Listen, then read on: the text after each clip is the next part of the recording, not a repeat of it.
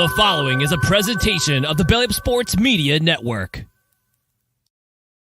Here's what's cooking on today's Sports Stove podcast. We are talking Thanksgiving weekend football. That's what's cooking on today's Sports Stove podcast. From Belly Up Sports and the Belly Up Podcast Network, you're listening to the Sports Stove podcast with your host, Vince Stover. Hey, good looking, what you got cooking? How's about cooking something up for me? Welcome into an all-new edition of the Sports Stove podcast presented by Righteous Felon Jerky. Now's the time to get your jerky, get you all ready for your stocking stuffers or just your hunting snack or whatever it is that you're doing these days. Go to righteousfelon.com. Use the code STOVE15, STOVE15. You're guaranteed at least 15% off your purchase. And try out some of the great flavors they have there. My favorite, bootlegging barbecue.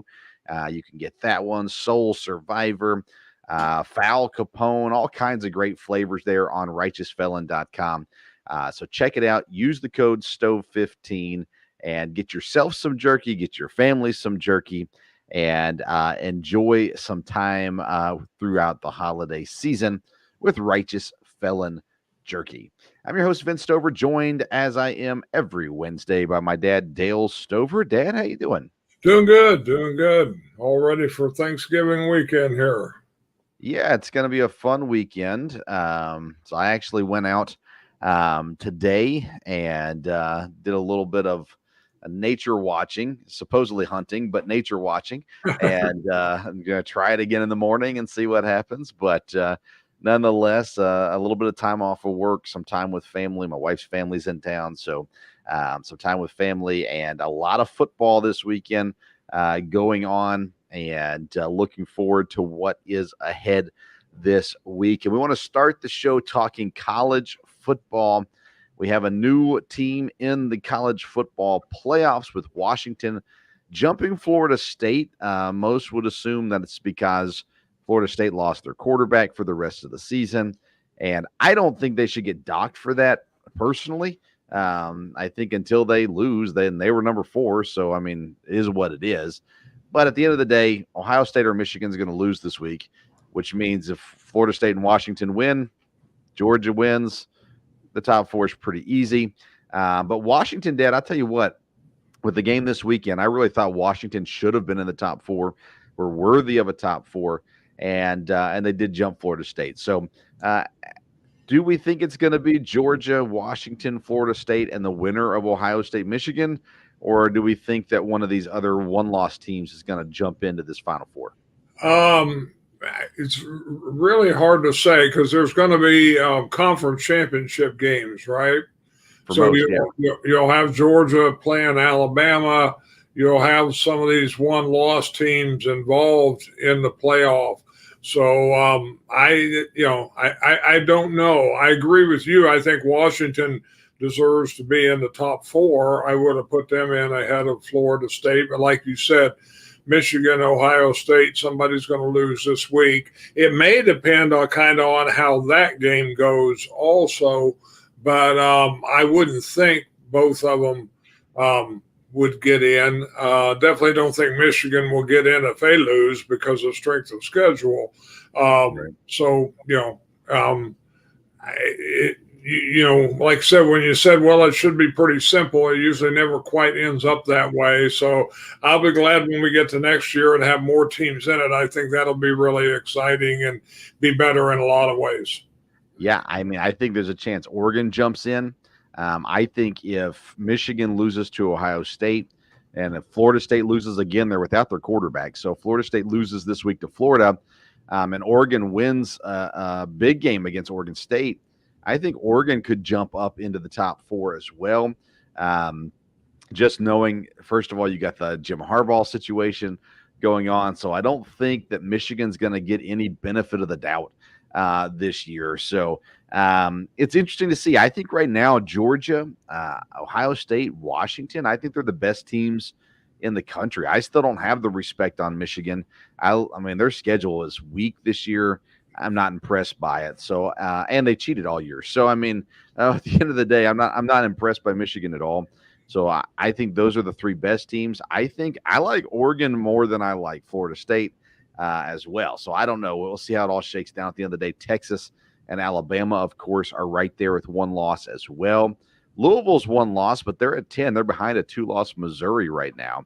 And I guess if Alabama lost this week, maybe Missouri plays in the championship. I'm not sure how that breakdown goes off the top of my head. So anyways, it's been a fun college football season so far. Some good games this week, not a ton of great games necessarily. But of course, the Michigan-Ohio State game is the one that leads all games this week. It's an important one. It's at Michigan.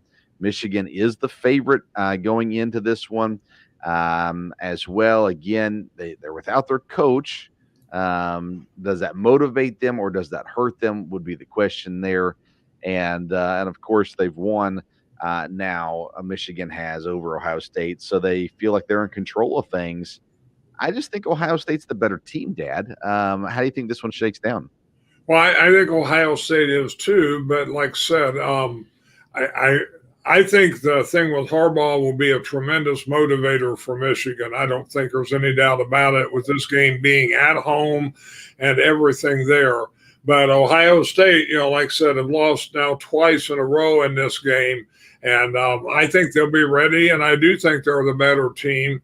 And, it should be quite a game. But, Michigan, again, has not played a real great schedule, but obviously they've got some good players.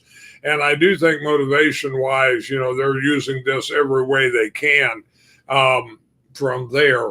So, but I definitely am for Ohio State, and I think they are the better team. So, and if they win, then that's really all that matters. Obviously, if they win, then you're going to hear everything about, well, we didn't have our coach and whatever. But he agreed to the punishment, which means there was a lot more he wanted to stay away from.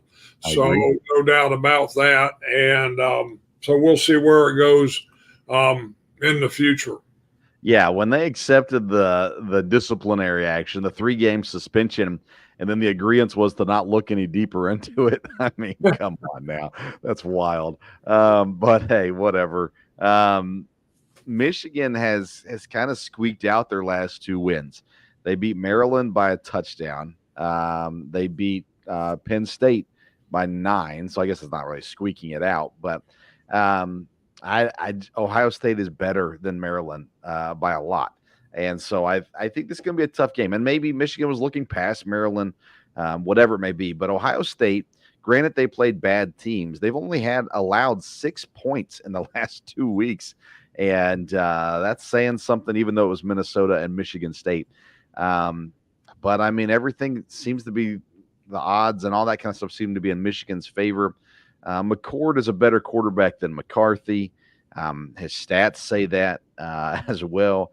The running game is relatively even. I'd give it to Michigan slightly. Corum is a really, really solid running back as well. Marvin Harrison Jr., Dad, he's over 1,000 yards, 13 touchdowns on the year.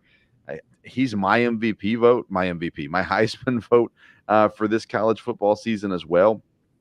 I don't know. I don't think this game is going to be as tight as maybe some people think it's going to be. I think Ohio State wins this by at least 2 scores this week against Michigan. Outside of that, Dad, Oregon State face off this week. Oregon State ranked number 16, even with 3 losses. Oregon at number 6 with 1 loss. Oregon is a 13.5-point favorite. That's a lot of points there. There's some speculation about them losing their coach. Texas A&M may come calling. Maybe someone else will. I think, though, that Oregon's a really solid team. They have a veteran quarterback.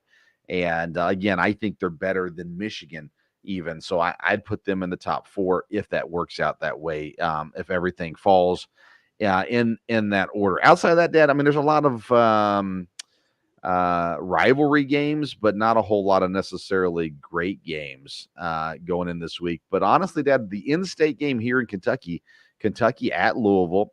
Louisville's a 7.5-point favorite. Kentucky's only won 6 games this year, and Louisville's 10-1. But I don't know, Dad. I don't believe in Louisville either, and I think Kentucky might pull this one out, which is saying a lot because I've not been high on Kentucky this year.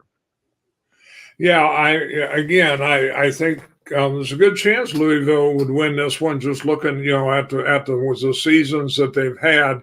But again, when you get into these in-state games, you talk about rivalry. Anything can really happen. It really can. People will play, better than than they have during the year. So it's there's really no gimmies when you get into those kind of games. Same way with Florida State, Clemson, South Carolina. Now, usually Tennessee, Vanderbilt, there's usually, even though there have been surprises, I don't think there will be this year, hopefully. But, any in-state game, can be kind of close like that. I assume Georgia's probably playing Georgia Tech. And, we'll just see how these go. They can be fun to watch, no doubt about it. Yeah, should be for a fun weekend at the very least. Let's flip the switch over to the NFL, Dad, and we'll get straight into our picks. There's been a lot of injuries going on this week and throughout the season as well. Joe Flacco's back in the league, signing with the Browns. So a lot of fun things going on right now. That being said, we got a lot of games, and there's 3 on Thursday. So here's the way we're doing our pick 6 this week. We're picking at least one Thursday game. And then we're picking Sunday night, Monday night, and then 3 other games of our choosing. So let's start with the Thursday game, Dad. Which Thursday game did you pick? Well, I kind of wanted to stay away from this game, but when I looked at all 3 of them with the spreads, I'm going to go ahead and go with the Green Bay-Detroit game. I wasn't going to do that, but I didn't feel at all comfortable with the others. 7.5. And Green Bay does have some injuries, but I'm going to pick Green Bay to at least cover. An interesting game here. I don't think Green Bay really doesn't have a lot to lose. I think they can play loose.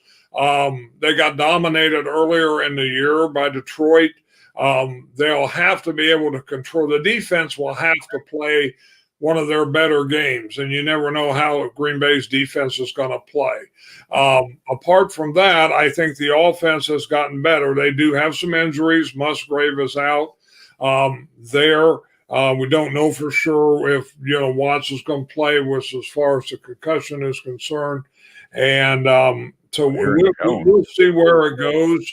But Detroit, they're going to be hyped up, but there's no question they'll be overconfident, and because they really want to control this. So I think if Green Bay can finally get a couple breaks, they can at least maybe cover this, and we'll just see where it goes. I've got an interesting feeling. Of course, I'm always optimistic when it comes to the Packers, but this would be a great upset, probably one of the bigger in history in this rivalry if it does happen. So we'll see.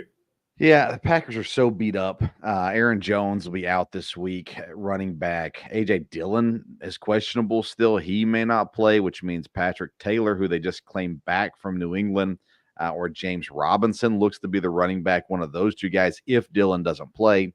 Again, Luke Musgrave being injured, most people won't care, and I don't think it really impacts him a ton. He's good. He's the better of the tight ends on the team, but I think at the end of the day, they're going to be okay at tight end. I picked Green Bay also. Detroit is 8-0 in their last 8 Thanksgiving games as far as covering the spread. And but they were the underdogs in all of those. They're the favorites this year, so I'm going to go against it. I'm going to go with Green Bay also. Plus 7.5. That's a fair spread. I don't know. I kind of had that feeling too, that gut feeling that things are going to go well. But like I've said for a while now, I don't care if the Packers lose. That helps the draft pick. And as long as the guys are getting better and getting opportunity, it's all good to me. If they win, great. That's fine as well. All right, so we both picked that game for Thursday night. Now down to Sunday night's game, which is the Baltimore Ravens, 3.5-point favorites on the road against the Chargers. If you've listened to this show ever, you know my feelings about the Chargers. I will not pick the Chargers. I refuse to pick the Chargers. So I gave Baltimore with a 3.5 points favorite as well. To me, Baltimore is legit, and I think the Chargers need to fire their coach. So I'm going to go Baltimore in this one. Which way do you go?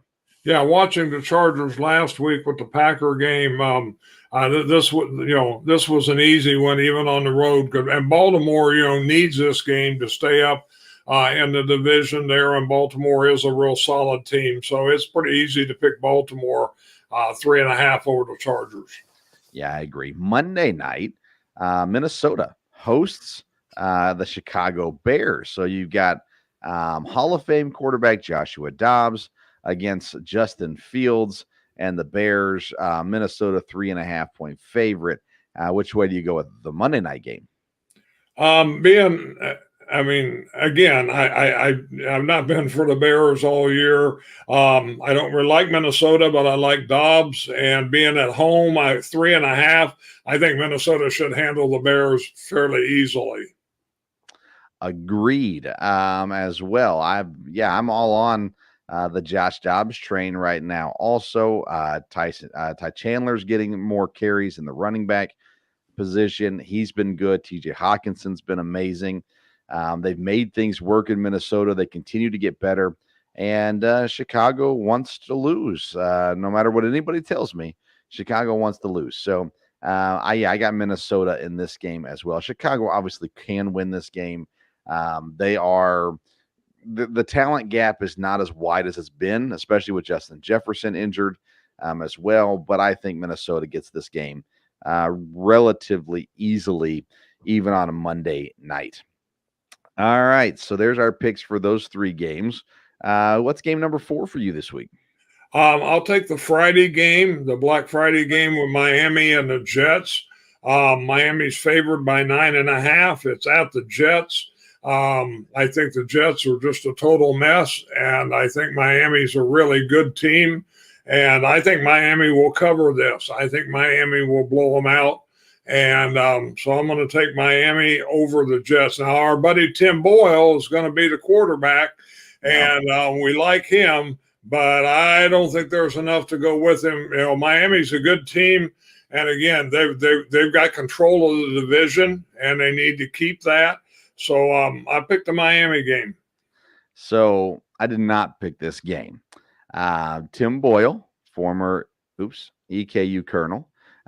Former Green Bay Packer, and he's not a starting quarterback in the NFL, in my opinion.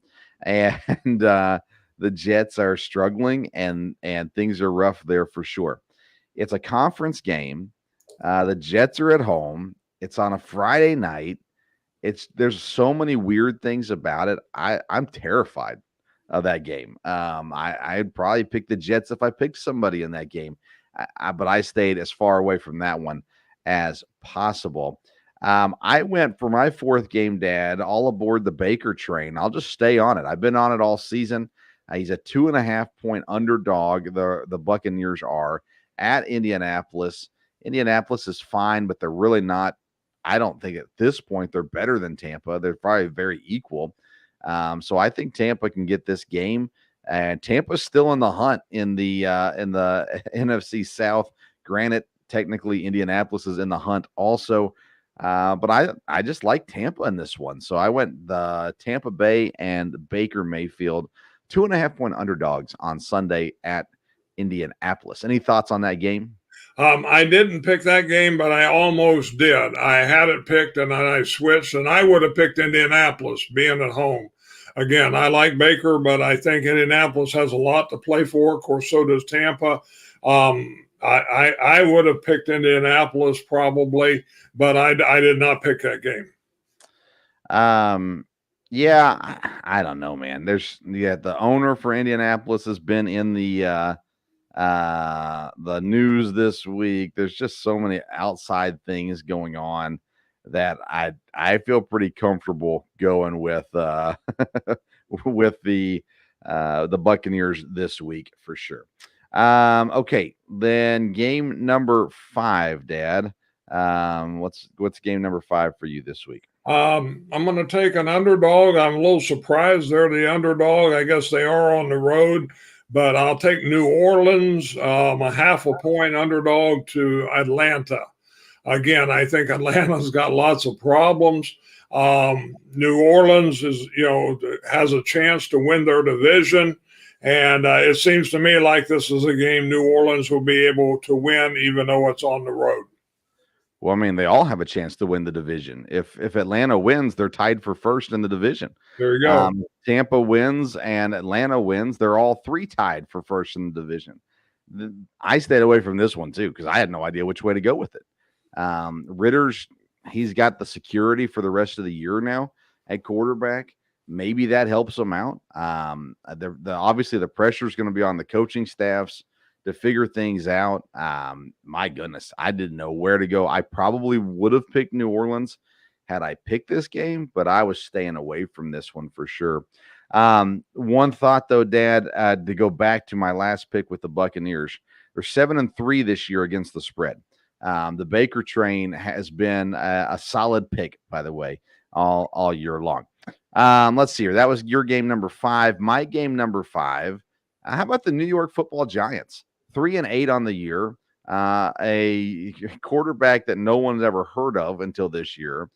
At home, they're a 3.5-point underdog to the 2-8 New England Patriots. This game is unwatchable in my opinion, but I'll take the Giants, 3.5-point underdogs here. And to me, I don't know. I feel pretty confident about that pick. What are your thoughts on that one? Again, I'm kind of on that one like you were with my last pick. I have no idea where that one's going to go. You just never know what either team's going to do. I thought the Giants were out of it, and then they rallied and played well last week. New England has seemed to be in trouble all year, but then they'll win a game. I have no idea, so I definitely stayed away from that one. Okay. And your last game of the week, who did you pick? We'll take the Los Angeles Rams, favored by a half a point over Arizona. It's on the road. It is at Arizona. I think, again, if Stafford is playing, I think the Rams are probably the better team. You said Arizona needs to lose. Arizona's played good at times, and I guess they've got Murray back now. But it looks to me like it would make sense the Rams would win this one. Yeah, I mean, I don't know, Dad. This is another one, just like the Atlanta New Orleans one. Same spread, kind of same situation. I mean, I think Arizona wants to lose, so I think that's in favor of your Rams pick. But I don't know that the Rams are any better than Arizona is right now, as well. So I stayed away from that one for that reason. My last pick, Dad, I'm going to go Philadelphia, the home favorites against Buffalo. It's a dangerous spot. Buffalo has to figure things out quickly. Philadelphia's 3.5-point favorites. Philadelphia, Dad, 6-2-2 against the spread. Buffalo's 4-7 this year. And so I feel pretty confident. Big game this past week with Philadelphia and Kansas City. Philadelphia showed out. And so I went with Philadelphia in this one, although I admit I'm a little worried just because at any moment Buffalo can go off. But they seem like maybe they're in a little bit of trouble as well.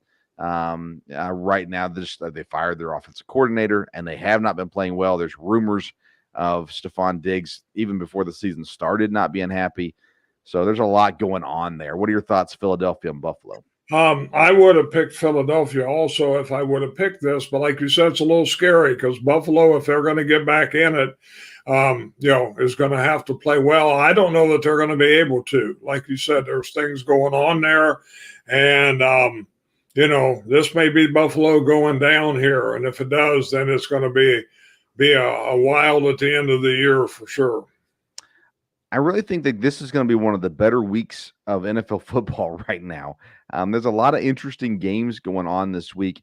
maybe don't mean a lot to a lot of people, but they should be good games. Let's go back to Thursday, Thanksgiving Day. We already covered Green Bay and Detroit. Dallas will host Washington. Dallas 10.5-point favorites. To me, there's no question that Dallas will win this game. Will they win it by 10.5? I mean, they should.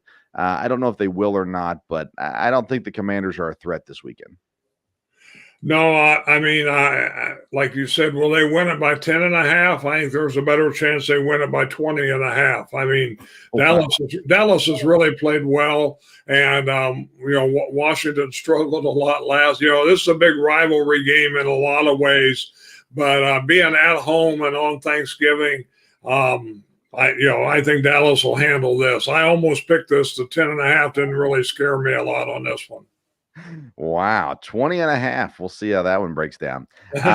San Francisco is at Seattle on Thursday night. Another division game. All three games are division games on Thursday. Seattle's played surprisingly well again this year, but San Francisco's defense has been the difference in a lot of games. And their 7 wins, their defense has been absolutely phenomenal. That being said, the line's 6.5, even though it's on the road. I think San Francisco wins this game, and I don't think there's going to be a whole lot of doubt when it's all said and done. I think this will be a convincing win by San Francisco. Well, I think it could be. San Francisco's a very good team, but Seattle's a team that kind of scares me to pick against because you just don't know, and they're at home, and it's a division game, and it's on Thanksgiving. That one just scared me. This may be one of these games when all of a sudden Geno Smith and Seattle, they're all ready to go. So, that one worried me a little bit. San Francisco should win. I would think San Francisco will. But that one scares me because Seattle, you just don't know. Yeah. 49ers have not played in a lot of close games this year. They started off the year winning 30-7. They beat the Rams by a touchdown. They beat the Giants by 18. The Cardinals by at least 16, 18, something like that as well. 19. They beat the Cowboys by 32.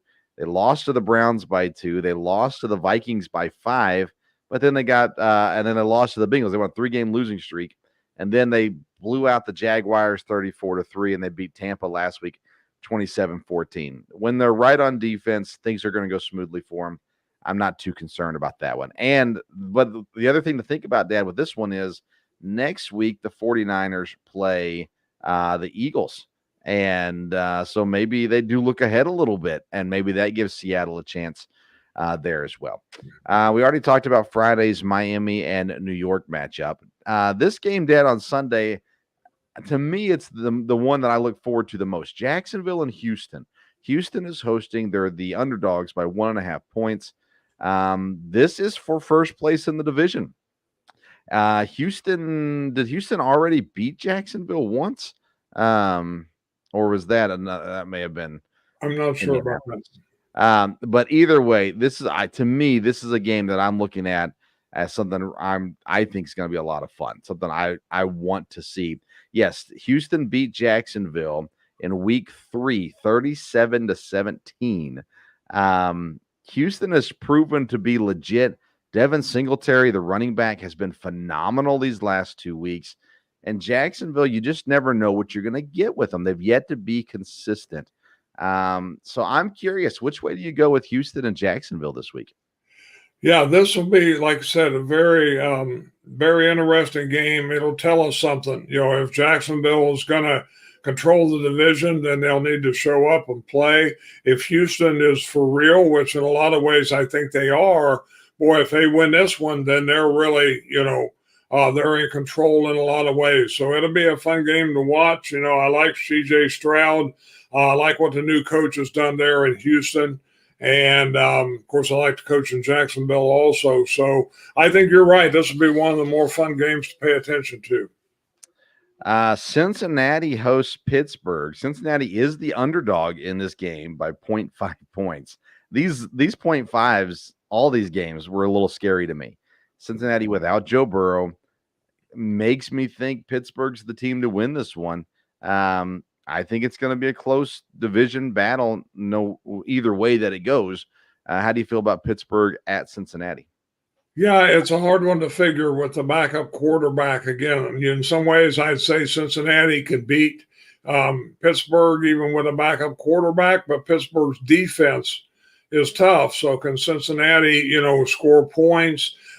Pittsburgh has not really got going offensively, and I was a little surprised. Maybe Pittsburgh was favored, but this one could go either way. And, that division, like I said, was one of the tougher divisions, but now you're going to have a couple of the bottom teams maybe falling out of the hunt here. So we'll see. Yeah, we'll talk about that more in just a minute. Tennessee and Carolina, I have zero interest in watching this game. Tennessee's 3.5-point favorites at home. They should win because, well, Carolina stinks. But let's face it, Tennessee stinks too. Does Carolina get their second win of the season, or does Tennessee kind of stay in the hunt briefly with the 4-7 record? Yeah, this is definitely two juggernauts, like you said. So we will see.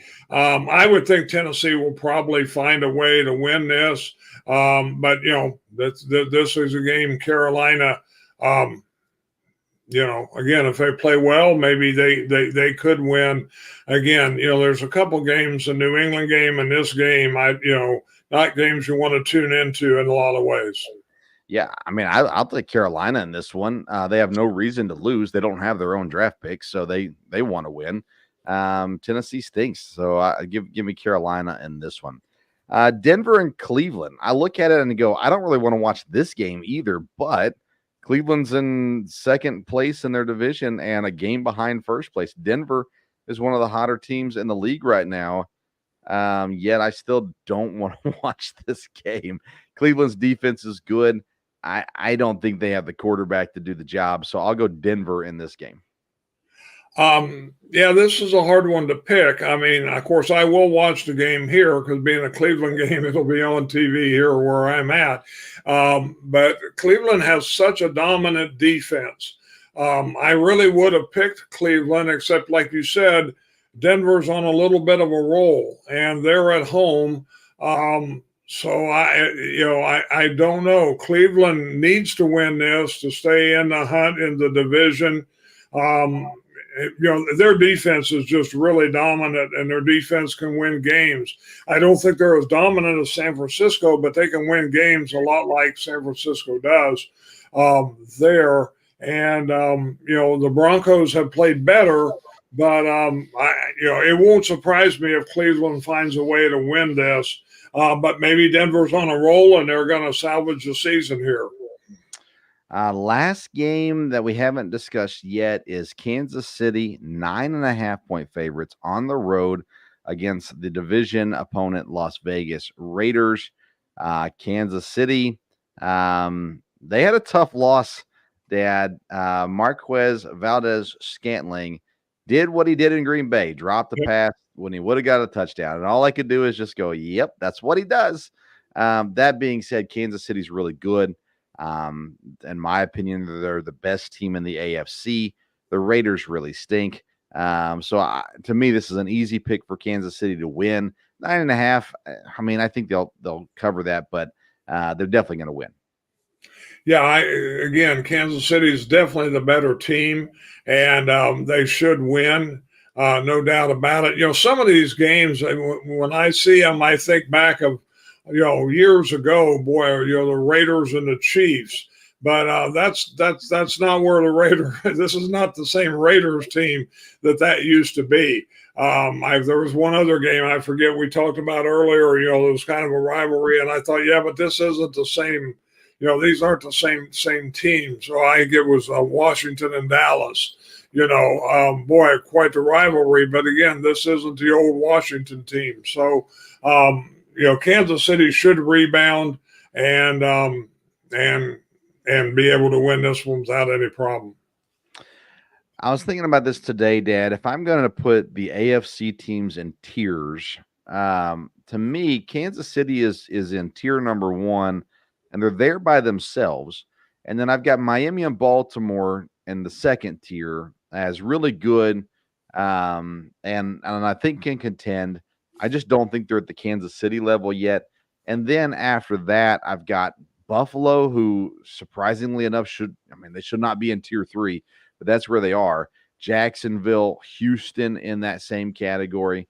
But I don't have Cleveland there. I don't have Pittsburgh there. I don't have Cincinnati there anymore.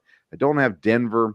The Jets. To me, it's basically those top 3 teams are the only contenders, but I think Kansas City's the clear best of those 3 teams. When you're looking at Kansas City, Baltimore, and Miami, and maybe you'd throw another team in there, I don't. How do you feel about the AFC and where they're at right now? Well, right now, with 7 games left, things are really up in the air. I mean, Kansas City could control it and be the dominant team over there. Miami could. They have a lot of talent. It's looked like that Baltimore had the team, then they've stumbled a little bit. I think those probably are the top 3 teams, even though I think, Cleveland could kind of be in the discussion, but when they lost their quarterback, that did kind of change things there. Buffalo's going to have to get on a winning streak here to get back in those. Before they would have definitely been in the discussion, no doubt about it there. I think you have the right top 3 teams. But to say, I don't know that Kansas City will come out on top at this point. They may get the number 1 seed, but we'll see how it goes. Miami has allowed as many points as the Chargers and the Patriots this year. And that's why I've got them below Kansas City, is because defensively, I don't think they're where they need to be. Offensively, sure. They've been very good, but them and Baltimore are neck and neck offensively. Defensively, Miami is the third worst team defensively as far as points allowed goes, behind Denver, Indianapolis, and who's the other one? Well, now I lost the other one. Denver, Indianapolis. Oh, they're third. So, yeah, they're third after those 2 teams. So, that's why I don't trust Miami just yet. I don't think their defense is where it needs to be. Where do you put Houston in that scheme of things? Because they've been impressive. Do you put them even with Jacksonville or over Jacksonville? Or below Jacksonville? Right now, I'd put them right about in the same category. But again, with them playing this week, that'll kind of straighten that out. Houston is good, and they're a lot of fun, and I'm glad they're doing well. Are they going to, get in the playoffs? I think there's a good chance they will. Are they a team that can make noise in the playoffs?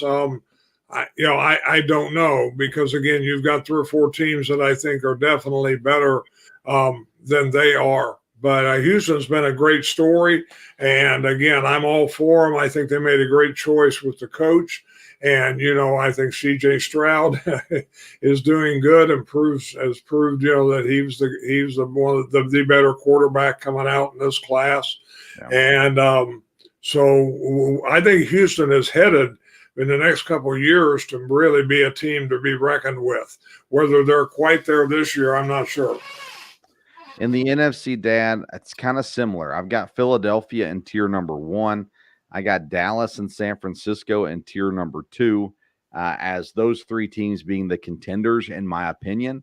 Then tier 3, I would put Detroit and maybe even Seattle in that category.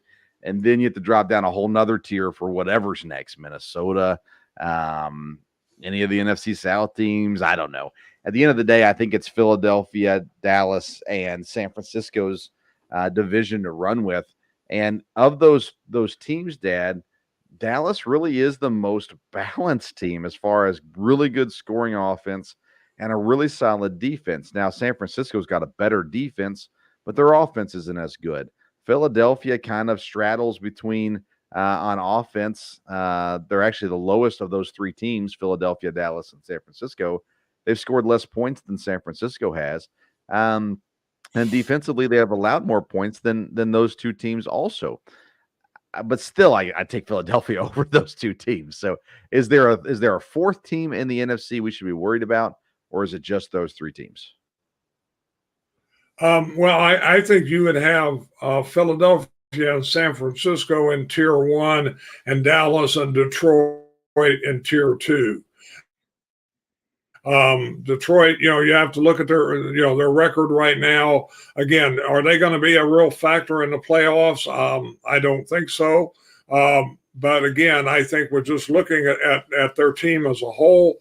I don't think they're as good as Dallas, but if you're going to put them in tiers, I would put those two teams in tier two and San Francisco and Philadelphia in tier one. Unless Detroit really goes in the tank, which they may. They almost lost to the Bears last week, so we'll see how that goes. I just don't think Detroit's a Super Bowl contender, and because of that, I can't put them in tier two. They're clearly the best team in the North, and they're going to make the playoffs, and they might even get a bye. That's a possibility still. But to me, I don't think anyone looks at the Lions. Anybody in the NFC looks at the Lions and go, "Oh no, we don't want to play them in the playoffs." Like, I think that's the matchup you want in the playoffs. Goff's been to a Super Bowl. The team plays hard. Hutchinson has been great, but at the end of the day, they're just not a complete team yet. They're just in a really bad conference, and they've been fortunate enough to play 6 of their 10 games in conference so far. And so it puts them in a good spot for sure. But they're also basically the third best defense in the conference, which is not where you want to be if you want to win championships. Their offense is the best in their division, but I don't know. I don't trust them, which is why I'd put them down a little further than Dallas. Now, Dallas could lose on any given day, but I think they're dynamic enough that they are above Detroit, in my opinion. All right, Dad. Any Thanksgiving thoughts or other NFL thoughts before we go?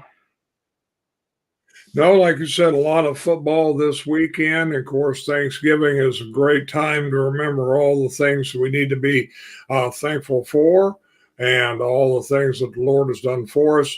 And again, it's a great time, for football fans, no doubt about it. And of course, we got basketball, college basketball, pro basketball. A lot goes on during Thanksgiving weekend from that standpoint there. So again, looking forward to the Thanksgiving weekend here, and I'm just thankful for the blessings that I have. Definitely. And so we want to thank our listeners for always tuning in, downloading, and watching. We appreciate you all. We appreciate Righteous Felon Jerky and their partnership with us. Make sure you go to righteousfelon.com. Use that promo code STOVE15, STOVE15. You're going to get 15% off your purchase. I think they're going to be doing some 20% offs as well through the holiday season. So get on there, use that code. You may get a little extra off. Also, but I'm telling you, you're going to love the jerky if you've not had it. If you have had it, then what are you waiting for? Order more right now. It's going to be a fun week of family, food, and football. I hope that you all have an opportunity to enjoy it this weekend as well. There is a lot else going on that we're not covering today. We'll talk probably some more baseball next week as free agency and trades and the Shohei Ohtani sweepstakes are in full force. So we'll get into that in later episodes. Tune in Monday night for the Sports Stove local hour covering EKU sports. And, of course, every Wednesday night we'll be right back here on YouTube. And you can always catch the audio version down the road the following morning wherever you get your podcast as well. Follow us on social media at Sports Stove on Twitter and Instagram. Thank you for tuning in to this Thanksgiving edition of the Sports Stove podcast. Until next time, we'll see you around the Sports Stove.